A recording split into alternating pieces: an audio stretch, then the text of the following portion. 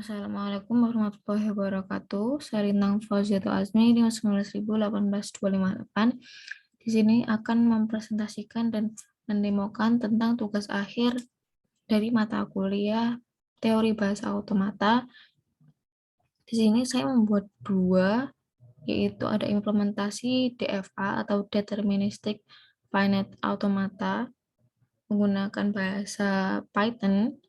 Sini tools yang saya gunakan yaitu ada Jupyter Notebook, dan yang kedua ada validation form untuk validasi email, password, dan username sesuai dengan ekspresi reguler yang ditentukan menggunakan bahasa PHP dan HTML. Untuk yang keduanya, di sini sumbernya saya dapatkan dari link yang sudah diberikan sebelumnya itu, tapi ada beberapa perubahan, yaitu ada dari untuk DFA, ini ada DFA-nya. Untuk DFA-nya saya buat berbeda, dan untuk di penerapan regix atau ekspresi regulernya di sini saya gunakan 3, yaitu ada email, password, dan username. Untuk yang pertama, untuk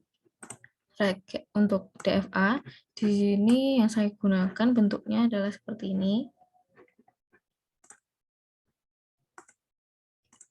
Untuk state-nya ada 5, inputnya ada 0 dan 1. Untuk final state di Q4. Di sini hal yang pertama dilakukan yaitu membuka Jupyter Notebook.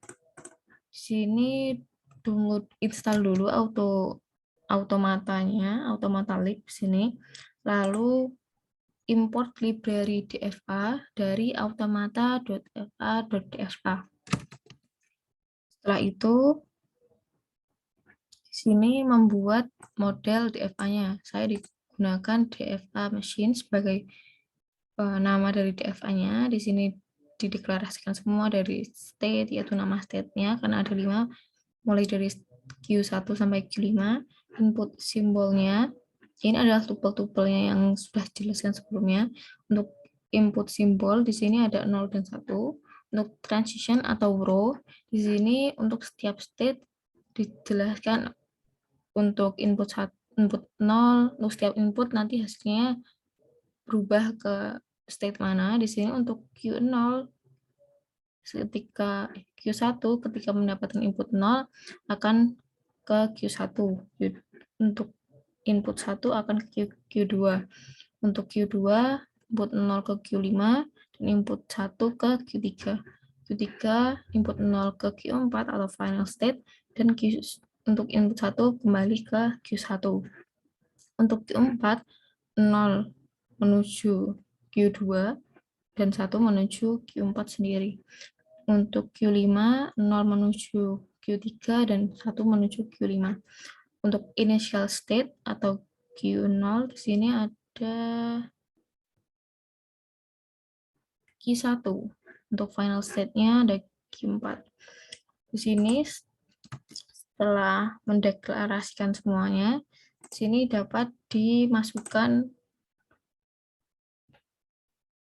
input atau string binarnya sesuai dengan yang ingin dicek.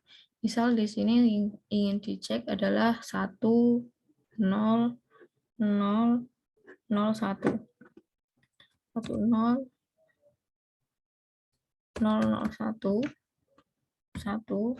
Di sini hasilnya adalah diterima karena di sini 1, 1, 0, 0, 0, 1, 1. Jika ini 0 dan 1, 1, maka akan kembali ke Q1, maka akan ditolak. Seperti itu cara kerja dari DFA ini. Jadi bisa dicoba string mana saja yang nantinya bakal terima dan ditolak. Setelah itu untuk yang validation, di sini saya gunakan 2 file PHP, yang dalamnya adalah HTML, karena nanti akan digunakan fungsi PHP di sini untuk regexnya. Untuk yang pertama di sini ada main page. ketika membuka, karena ini ada indeks, maka ketika membuka folder ini akan langsung muncul. Di sini ada 3 input. Yang pertama input email, yang kedua password dan username. Dan ada tombol untuk submit, yaitu untuk cek validation. Di sini nanti akan ditujukan ke actionnya ke result.php, metodenya post. Di sini untuk result.php bentuknya sama tampilannya, tapi nanti di sini akan muncul isinya, value-nya untuk dari yang diinputkan sebelumnya. Jadi ketika sudah diinputkan di indeks PHP untuk di result nanti akan ditampilkan, sehingga tahu email apa nih yang valid, yang mana yang nggak valid, yang untuk password dan usernya yang valid yang mana. Jadi semuanya akan ditampilkan. Ini mengambil dari yang sudah diinputkan sebelumnya. Untuk proses ini di sini untuk proses validation-nya di sini gunakan ketika mengklik cek yang di indeks tadi, maka akan ada proses seleksi kondisi. Di sini sebelum seleksi kondisi, untuk memudahkan pembuatan kondisi di sini, maka untuk variabelnya di sini saya membuat reg email, yaitu ekspresi reguler untuk email. Di sini digunakan huruf A, kombinasi huruf A sampai Z, bisa juga menggunakan nomor 0 sampai 9 ataupun karakter-karakter di sini. Nanti setelah itu ditambah dengan add. Lalu di sini ada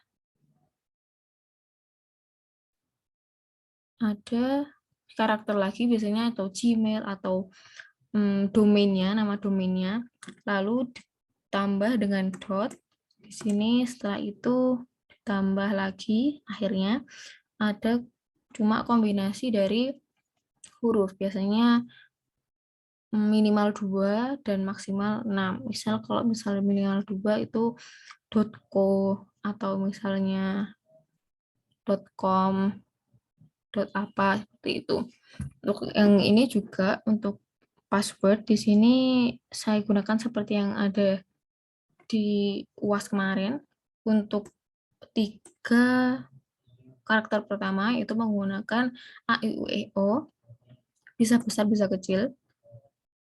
Untuk selanjutnya ini ada kombinasi bisa huruf alfabet besar dan kapital, dan juga angka dengan nilai minimal 5, sehingga kalau misalnya ditambah dengan yang sebelumnya tadi ada 8 dan maksimal 7, itu nanti hasilnya 10. Sini variabel password diambil dari yang dimasukkan sebelumnya, dan di sini ada ekspresi reguler untuk username. Username bersama juga di sini kombinasi dari karakter, huruf, dan alfabet, tapi di sini alfabetnya hanya huruf kecil, minimalnya 3, maksimalnya 16. Di sini untuk kondisinya ada 1, 2, 3, 4, 7, 8 kondisi. Yang pertama, untuk mengecek apakah ekspresi reguler dan email itu sudah valid. Lalu untuk password dan ekspresi regulernya juga valid, jadi tiga-tiganya valid, itu makanya nanti akan menghasilkan semua valid.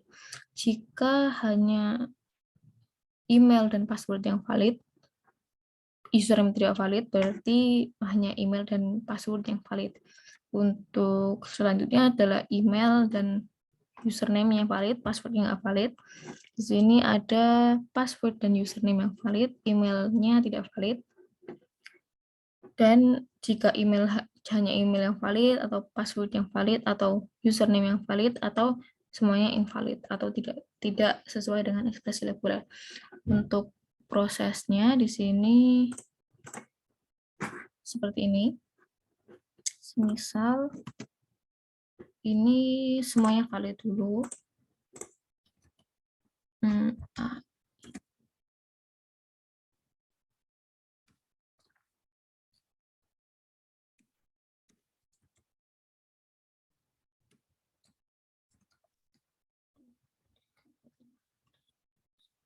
Seperti ini, misal untuk username-nya. Ini saya coba untuk semuanya. Di sini ada yang semua valid seperti ini. Untuk yang hanya email dan password, misal ini juga bisa untuk webmail.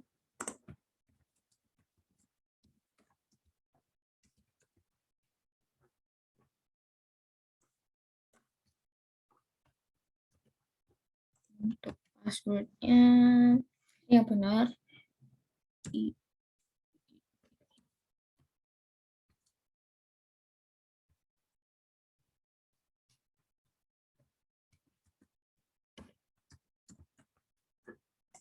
Untuk ininya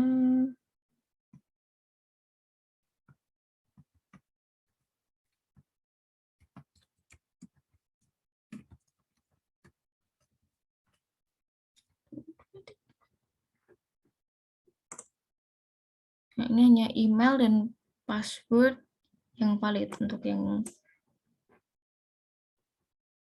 username nggak valid karena ada karakter ini @-nya. Meskipun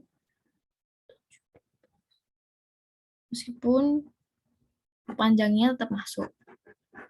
Untuk yang misal email dan password, email dan username juga sama seperti ini, seperti itu. Misal email yang salah, di sini ada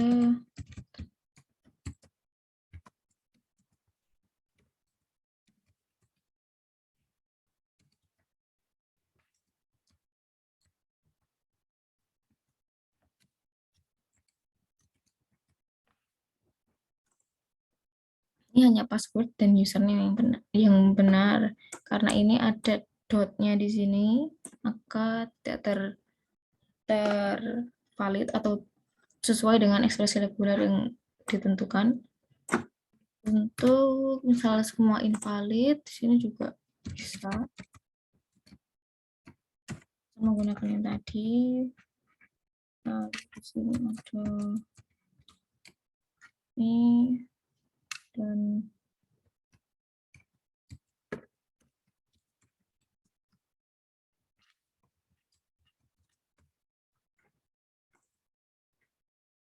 ini semuanya invalid. Seperti itu cara kerjanya, sehingga dapat diketahui apa email yang valid, apa password yang valid, apa username yang valid, atau yang sebaliknya.